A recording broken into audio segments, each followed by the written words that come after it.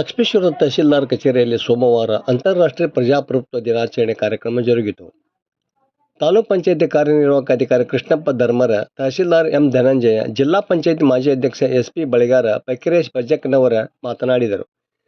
ಈ ಸಂದರ್ಭದಲ್ಲಿ ಈಶ್ವರ್ ಮೆಂಡ್ಲೇರಿ, ಸಮಾಜ ಕಲ್ಯಾಣ ಇಲಾಖೆ ಕಚೇರಿ ಅಧೀಕ್ಷಕ ಮುತ್ತಣ್ಣ ಸಂಕನೂರ, ವಾರ್ಡನ್ಗಳಾದ ಬಿ.ಎಸ್. ಹಡಪದ, ಕೆ.ಎಫ್. ತಳವಾರ, ಫಕೀರೇಶ್ ನಂದ್ಯಣ್ಣವರ, ಅನಿಲ್ ಮುಳುಗುಂದ, ಅಂಬರೀಶ್ ತೆಂಬದಮನಿ, ತಾಲೂಕು ಮಟ್ಟದ ಅಧಿಕಾರಿಗಳು, ತಹಶೀಲ್ದಾರ್ ಕಚೇರಿ ಸಿಬ್ಬಂದಿ ಮತ್ತಿತರರು ಇದ್ದರು. ಕಾರ್ಯಕ್ರಮದಲ್ಲಿ ಭಾಗವಹಿಸಿದವರು ಪ್ರಜಾಪ್ರಭುತ್ವ ಪೀಠಿಕೆ ಓದುವುದರ ಮೂಲಕ ಪ್ರಮಾಣ ವಚನ ಸ್ವೀಕರಿಸಿದರು. ವರದಿ ನಾಗರಾಜ್ ಹಣಗಿ, ಪ್ರಜಾಧ್ವನಿ, ಲಕ್ಷ್ಮೇಶ್ವರ.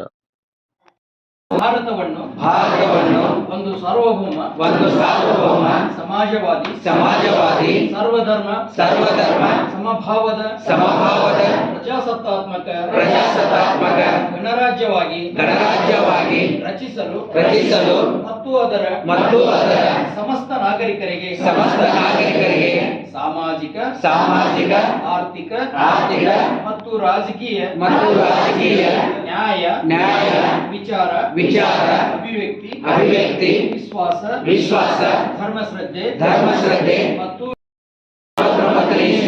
ನವೆಂಬರ್ ತಿಂಗಳ 26ನೆಯ ತಾರೀಖಾದ ಈ ದಿವಸ ಈ ಮೂಲಕ ಈ ಸಂವಿಧಾನವನ್ನು ಅಂಗೀಕರಿಸಿ ಅಧಿನಿಯಮಿಸಿ ಅರ್ಪಿಸಿಕೊಂಡಿರುತ್ತೇವೆ.